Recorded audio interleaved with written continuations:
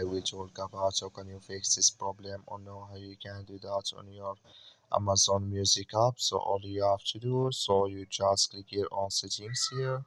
When you just click on settings, it's going to show for you a list like this here.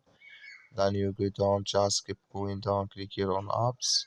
Come to apps list here, and there you're looking for Amazon Music app. Just click on it here, or just click on search. Then here add Amazon.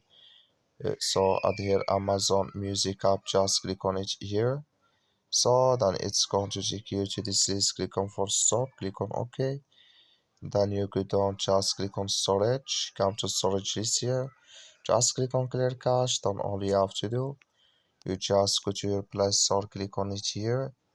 You search here for Amazon Music app. It's going to show for you like this.